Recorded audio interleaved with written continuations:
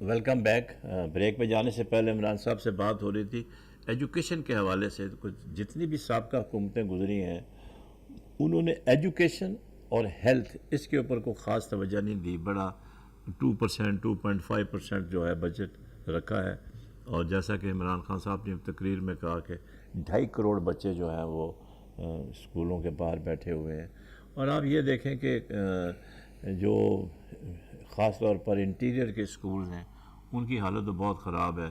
وہاں پہ تو وہ مطلب یہ ہے کہ ان کو ایک ڈمپنگ گراؤنڈ بنا دیا گیا ہے. کسی نے اس کو اپنی اوتاق بنا لیا ہے, کسی نے اس کو مطلب یہ ایک ایسی مطلب سٹور کے اس کو تبدیل کر دیا گیا ہے. اسکول جو ہے اس کو اسکول ہونا چاہیے. ہمیں اچھی طرح یاد ہے کہ ہم بھی سندھ کے اسکولوں میں پڑھے ہیں. چھوٹے چھوٹے اسکول ہوتے تھے, میونسپلٹی اس کو چلاتی تھی اور بڑا اچھا نظام تعلیم تھا. ہم جیسے وہ قائد اعظم کی ویلفیئر اسٹیٹ کے حوالے سے بات کرتے ہیں, ہم عمران صاحب سے کہیں گے کہ ہمیں ماضی کے اسکول واپس کر دیں تاکہ وہ جو تعلیم ماضی میں ہم نے حاصل کی ہے وہی تعلیم جو ہے دوبارہ شروع کر دے جائیں تو میرا خیال ہے بہتر ہوگا. ایک نئے پاکستان کے لیے ایک اچھی ابتدا ہوگی. جی آپ کیسا کہتے ہیں اس کو؟ بالکل, آپ نے یہ very true, very rightly said. میں صرف یہ کہہ رہا ہوں کہ تعلیم کے اندر جو لوگ ہمیں سن رہے ہیں, میں صرف یہ گزارش کرنا چاہ رہا ہوں کہ اپنے بچوں کو آپ تعلیم دلائیں, کوالٹی کی تعلیم دلائیں, لیکن ان کے ذہن میں ایک چیز پلیس کریں کہ اس کا اینگل صرف یہ نہ ہو کہ آپ نے پیسے بنانے ہیں.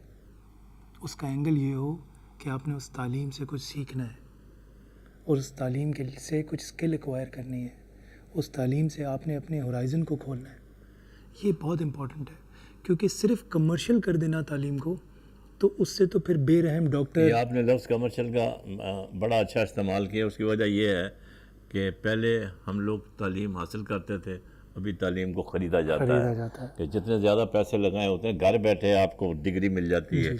کسی کلاس کی آپ ڈگری لینا چاہیں آپ کو مل جائے گی. آپ ویب سائٹ پہ چلے جائیں, سینکڑوں یونیورسٹی کھلی ہوئی ہیں, اس کا کوئی فائدہ نہیں. آپ کو یاد ہوگا پاکستان میں بھی جنرل مشرف کے ٹائم میں اس کے بعد پھر ہائر ایجوکیشن کمیشن لگایا گیا.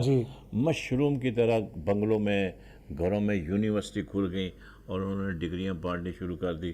Affiliated with so and so affiliated. یاد ہے میرا خیال ہے تقریباً 200-250 اس طرح کی یونیورسٹیاں جو ہیں وہ ہائر ایجوکیشن کمیشن نے بند کی تھی. اپنے والدین نے, ماؤں نے بچوں کی نے زیور بیچ دیے اور ان کی فیسیں دی, لیکن بعد میں پتہ چلا کہ وہ ڈگری جو ہے وہ ریکگنائز نہیں ہے. تو ہمیں ایسی ایجوکیشن نہیں چاہیے. ایجوکیشن وہ چاہیے جس سے کہ آپ ایک اچھے سٹیزن بن سکیں, آپ کو اپنے ملک سے محبت ہو, آپ چھوٹے بڑے کی تمیز کر سکیں. تو مطلب یہ چیز جب وہ پڑھائیں گے, آپ سمجھائیں گے آپ یوتھ کو, اور تو وہ اس چیز کو جو ہے وہ کیری کرے گا زندگی میں. سر ایک چیز اور میں آپ سے, آپ کی باتوں سے مجھے ایک ذہن میں ایک بات آ رہی تھی کہ یہ جو ایک پہلو کرٹیسزم کا رہ گیا تھا, آپ جو سوشل میڈیا پہ جو اسٹارم دیکھتے ہیں اور ایک آن سلاٹ ہے, تو اس میں یہ چیک کرنا بھی بہت ضروری ہے کہ وہ کون لوگ ہیں, وہ کون سی آئی ڈیز ہیں, وہ پاکستان کے اندر سے ہو رہا ہے, پاکستان کے باہر سے ہو رہا ہے. کیونکہ بہت ساری چیزیں ایسی ہیں کہ جن کو مانیٹر کرنا بہت ضروری ہے. کہیں ایسا نہ ہو کہ ہماری معصوم عوام جو ہیں وہ ان قوتوں کا جو ملک دشمن ہے ان کے ایجنڈے کا حصہ بن رہی ہیں. اصل میں یہ بھی ڈیسنسیز جا رہی ہیں, یہ بھی تو ایک مافیا کی شکل اختیار کر گئے ہیں نا. ڈیسنسیز جا رہی ہیں, ڈیسنسیز جا رہی ہیں سر, اور بہت بڑے بڑے پرابلمس کریٹ ہو رہے ہیں, معصومیت بچے کھو رہے ہیں. تو ہمیں ایز اے رسپانسبل اسٹیٹ ہماری گورنمنٹ کو بہت سارے میجرز لینے ہوں گے. اور یہ کوئی اتنا آسان کام نہیں ہے, لیکن اس کو لوگوں کو یہ شعور دینا, جیسے آپ بیٹھے ہوئے یہ پروگرام کر رہے ہیں, اس طرح یہ شعور دینا بہت ضروری ہے. اور جتنی آپ اویئرنیس کریں گے, دیکھیں نا دفعہ 144 لگتی ہے تو پہلے اناؤنس ہوتی ہے کہ 4 آدمی ایک ساتھ سفر کریں گے تو پکڑے جائیں گے, ڈبل سواری بند ہے. پہلے اناؤنس ہوتا ہے, پھر اس لا انفورس. دیکھیں آپ نے ایک تو آپ نے اچھا سبجیکٹ چھیڑا ہے, لیکن بات یہ ہے کہ ابھی اسمارٹ فون جب سے آ گئے ہیں جی تو یہ تو ایک مطلب وبال جان بن گیا. دیکھیں اس سے اچھا, میں یہ جو موبائل فون ہے نا, میں اس کو سمجھتا ہوں کہ یہ دنیا کا سب سے بڑا ڈسکنیکٹ ہے.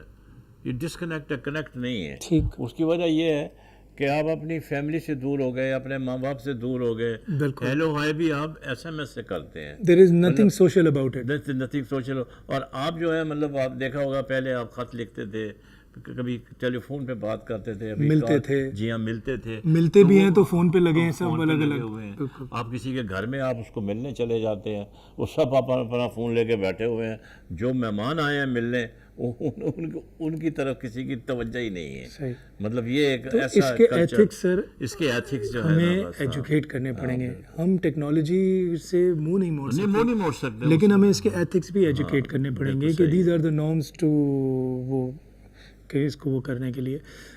سر یہ جو ایک بات آپ کی اور جو سوال آپ کا تھا, وہ ہم جیسے میں گزارش کر رہا تھا آپ سے کہ ہم اگر کوئی ڈنڈا اٹھا کر آ جائے تو وہ ہم چاہتے ہیں کہ وہ کر دے. جیسے خان صاحب کی گورنمنٹ آئی ہے ابھی 12 دن نہ 13 دن ہوئے ہیں, تو ہم چاہ رہے ہیں کہ جی سب کچھ ٹھیک ہو جائے, ایک دم ٹھیک ہو جائے. تو دیکھیں کوئی بھی قوم, آپ پوری ہسٹری اٹھا لیں انسانیت کی, جب بھی کوئی چینج آیا, باہر چینج آنے سے پہلے وہ قوم نے اپنے اندر دلوں میں چینج لانا پڑتا ہے. بالکل جب تک ہم اپنی سوچ نہیں بدل رہے. مثال میں دینا چاہتا ہوں سر کہ اگر مجھے یہ برا لگتا ہے کہ کوڑا, اپنے گھر کا کوڑا میں آپ کے گھر کے باہر پھینک دوں, مجھے اگر یہ برا لگتا ہے تو سب سے پہلے مجھے اپنے آپ کو روکنا ہے. اپنے آپ کو روکنا ہے. اگر مجھے برا لگتا ہے کہ کوئی مجھ سے جھوٹ بولتا ہے تو مجھے سب سے پہلے اپنے آپ کو روکنا ہے کہ میں جھوٹ نہ بولوں. بالکل صحیح کہا آپ نے. تو وہ برائی یا وہ چینج جو ہم دیکھنا چاہتے ہیں, وہ تبدیلی سب سے پہلے ہمیں اپنے اندر لانی ہوگی ایز اے قوم. اور اللہ تعالیٰ بھی سر یہی کہتے ہیں کہ ان اللہ لا یغیر ما بقوم, اللہ اس قوم کی حالت نہیں بدلتا جو خود اپنی حالت نہ بدلے. جی ہاں, بالکل صحیح کہا آپ نے.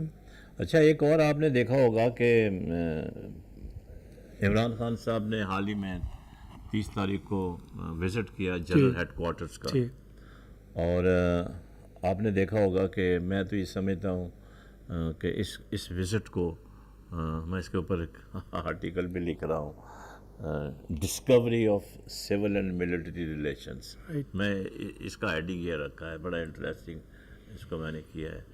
اور جس طرح سے ان کی ریسیپشن ہوئی ہے, جس طرح سے ان کو بریفنگ دی گئی ہے, never in the history of Pakistan 8 گھنٹے کی بریفنگ جو ہے وہ وزیر اعظم نے کسی بھی آرمی چیف نے ان کو دی ہو, یا اتنا انہوں نے. پہلے آتے رہے ہیں لوگ, پرائم منسٹر رسمی, مطلب ان کو ایک فارمیلٹی ہوتی تھی, ایک خاص طور پر سمجھ لیں کہ کٹسی کال کے طور پر آدھا گھنٹہ پونا گھنٹہ بیٹھے, گپ کھچ کی, چائے پی اور پھر آ گئے. کہ انہوں نے مطلب سیکورٹی کے اوپر بریفنگ دی ہے, ڈیفینس کے اوپر بریفنگ دی ہے, اور انٹرنل سیکورٹی میٹرز جو ہیں ان کے اوپر بھی انہوں نے بریفنگ دی ہے. اور بڑے سوالات بھی ہوئے ہوں گے یقیناً, اور ان کے جوابات بھی سامنے آئے ہوں گے. تو ایک بڑی اچھی پیش رفت ہے. انہوں نے شہداء کے اوپر وہ فلاور ریت بھی لگائی ہیں. گارڈ آف آنر تو خیر پرائم منسٹر ہے, ان کو ملنا ہی ملنا تھا, لیکن ایک بڑا پازیٹیو میسج گیا ہے ان کے 8 گھنٹے کا سٹے کا. پوری کیبنٹ کے تھوڑے سے ان کے منسٹر جو کنسرنڈ ہیں وہ آئے ہوئے تھے. تو آپ اس پیش رفت کو کیسے دیکھتے ہیں؟ میں یہاں پہ آپ کو واقعہ سنا دیتا ہوں. جب وہ شہید بے نظیر بھٹو وزیر اعظم بنی تھی, وہ ہر وزیر اعظم جاتا ہے جی ایچ کو چکر لگانے کے لیے, تو جب یہ گئی تھی وہاں جی ایچ کو, تو اس وقت جنرل اسلم بیگ مرزا جو ہیں وہ آرمی چیف تھے. تو ابھی تھوڑا وقت پہ جائیں گے اور پھر واپس آتے ہیں. Let's have break.